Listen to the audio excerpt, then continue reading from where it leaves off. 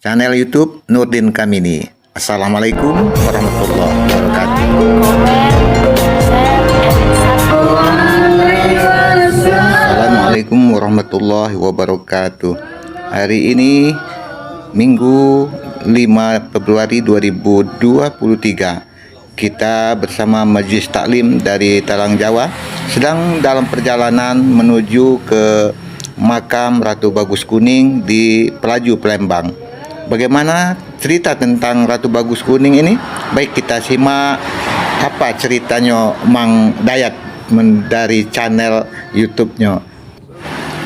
Apa katanya? Kali ini Mang Dayat akan ngajak dolo-dolo berziarah ke makam Ratu Bagus Kuning yang berlokasi di Kecamatan Seberang Ulu Duo, tepatnya di Komplek Bagus Kuning Pelaju. Untuk menuju lokasi ini gampang, tinggal cari Stadion Patrajaya Pelaju. Nah, komplek makam Bagus Kuning ini ada di belakang Stadion Patrajaya, tepatnya di kawasan lapangan golf Pertamina. Saat masuk ke dalam komplek ini, dulu-dulu jangan terkejut kalau jingok banyak kawanan kera berkeliaran bebas di sini. Dan jangan takut juga, karena kawanan kera ini tidak pernah ganggu para tamu yang datang. Dan Mang Dayat sudah ngalaminya dewek. Fokuskan pandangan dulu-dulu dengan suasana alam yang begitu asri dan sejuk di tengah hamparan rumput dan pepohonan yang indah dan menenangkan jiwa ini. Nah, seperti itu cerita Mang Dayat.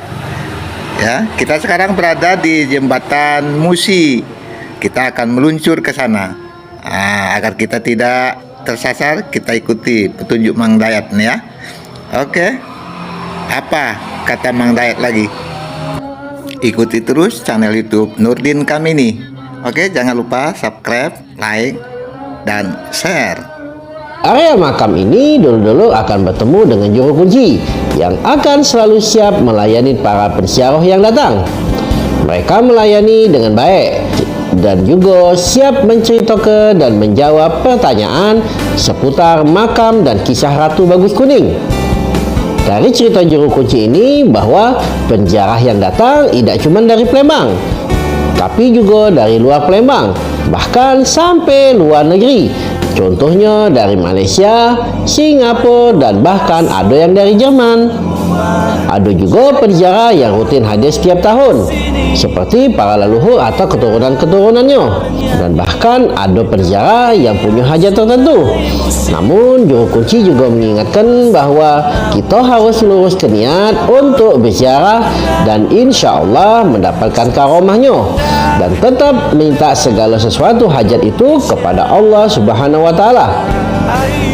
Diceritakan juga oleh juru kuncinya bahwa beberapa penziarah yang datang dengan niat yang tidak sesuai syariat ataupun berniat buruk akan mendapatkan hal yang buruk. Karena itulah komplek ini dikatakan keramat oleh masyarakat sekitar.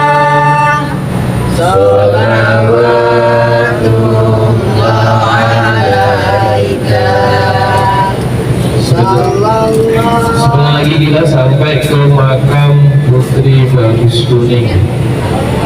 Insya Allah para monyetnya sudah pada tidur. Ratu Bagus Kuning merupakan tokoh penyebar agama Islam pada abad ke-16. Nama aslinya adalah Putri Mulia Syarifah Mahani binti Syekh Zainal Abidin Al-Abid Yamah dari putra Sayyidina Husain radhiyallahu an binti Sayyidina Ali radhiyallahu an, dengan garis keturunan dari Siti Fatimah Az-Zahra binti Nabi Muhammad sallallahu alaihi wasallam. Dikisahkan beliau tetap terjaga kesuciannya, yaitu tidak menikah sampai meninggal dunia.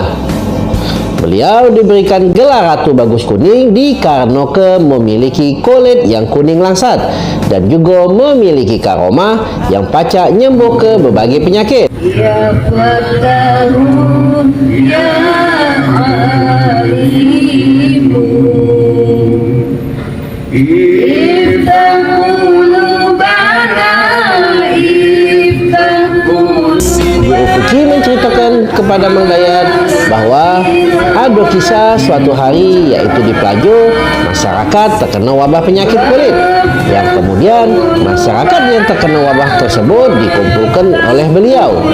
Kemudian beliau berdoa kepada Allah Subhanahu wa taala dengan sangat khusyuk hingga berkeringat. Keringat beliau menyebarkan aroma harum sampai tercium masyarakat yang terkena penyakit, dan seketika itu juga dengan menghirup aroma wangi dari keringat Ratu Bagus Kuning, penyakit kulit tersebut diangkat oleh Allah Subhanahu wa taala.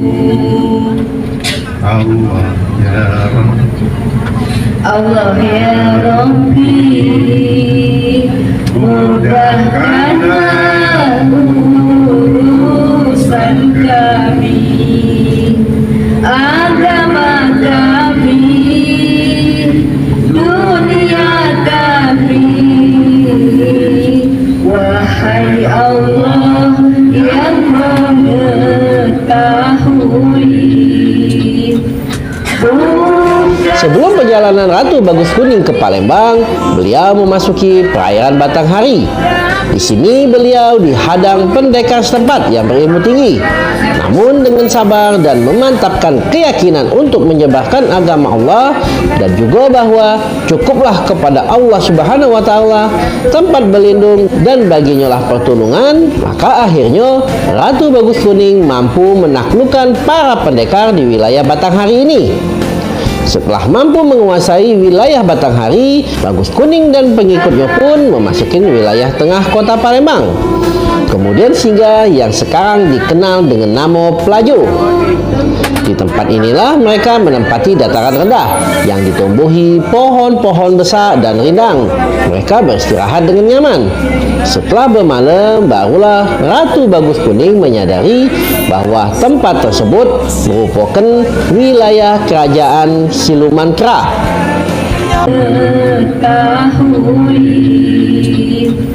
Buka hati kami, buka hati kami. Para siluman kera di tempat ini rasa terganggu dengan kedatangan rombongan Ratu Bagus Kuning dan mencoba untuk mengganggu.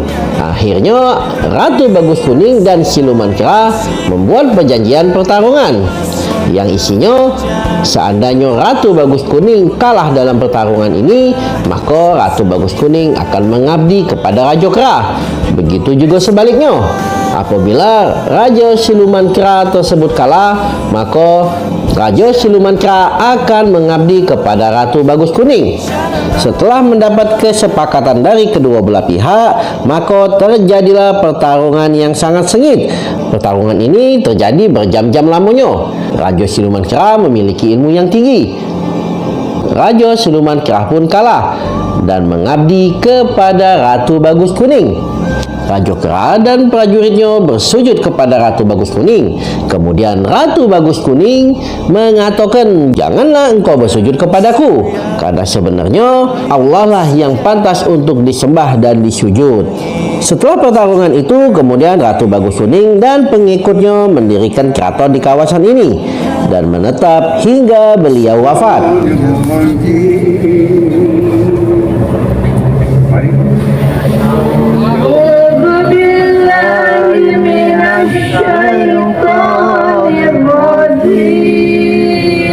Mungkin oleh-oleh dari saya ini. Bismillahirrahmanirrahim. Bismillahirrahmanirrahim.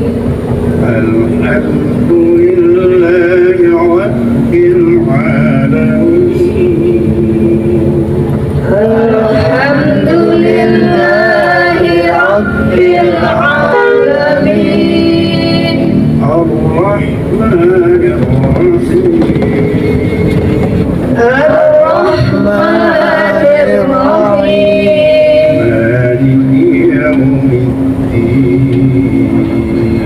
Maliki yawmiddin.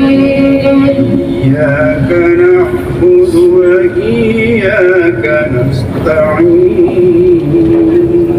Iyyaka na'budu wa iyyaka nasta'in. المستقيم اهدنا الصراط المستقيم صراط الذين أنعمت عليهم صراط الذين أنعمت عليهم غير المغضوب عليهم ولا الضالين غير المغضوب عليهم ولا الضالين. Al-Quran 30 juz, kekayaannya ada di Al-Fatihah. Di saat hati kita gundah, di saat kita lagi kebingungan, baca Al-Fatihah. Tidak seluruh Al-Fatihah yang dibaca, Bismillahnya diperbanyak. Inilah menjadi obat bagi kita. Sebab itu Al-Quran didahului Al-Fatihah pembuka segala warna yang kebaikan dan segala macam kesusahan. Terima kasih. Ini sekitar oleh-oleh untuk kita semua. Ringan-ringan saja Fatihah, nggak ada yang hafal. Tapi mungkin hikmahnya masih banyak lagi yang mungkin akan kita pelajari bersama. Semoga kita nanti ketemu lagi di jamaah berikutnya. Doakan kami insya Allah kepingin untuk kumpul lagi di Talak Jawa. Amin. Itu pun kalau diizin. Kalau nggak izin, Izin apa izin? ya, izin aku kembali. Oh iya, alhamdulillah, amin. Ya, ketemu lagi jamaah kita yang dulu. Insya Allah. Karena sudah ada gantinya anak yang kita lebih. Iya.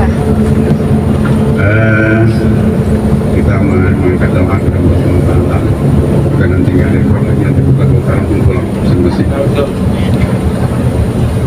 Dengan baiklah kesyafaatin Nabi Muhammad SAW. Al-Fatihah. A'udzubillahi Bismillahirrahmanirrahim.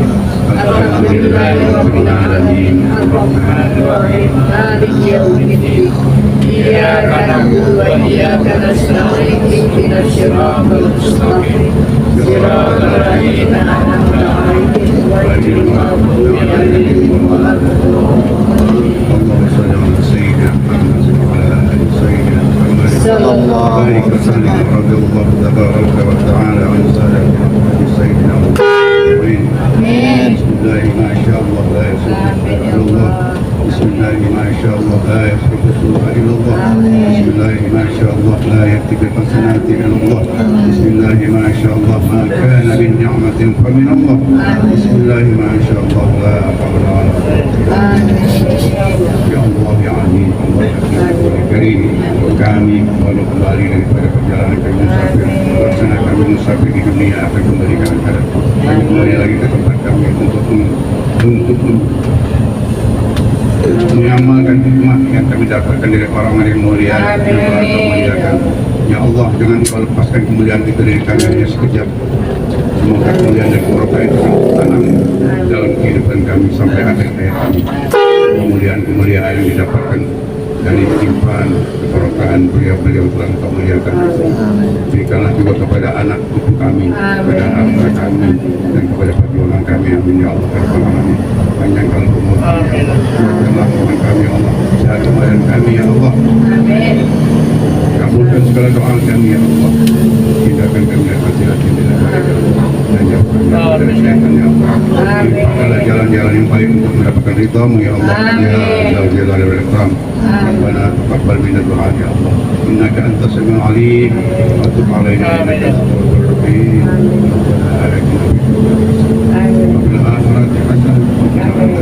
وصلى الله على سيدنا محمد النبي وعلى اله وسلم. سبحان ربك رب العزه عما يصفون وسلام على المرسلين والحمد لله رب العالمين. الفاتحه.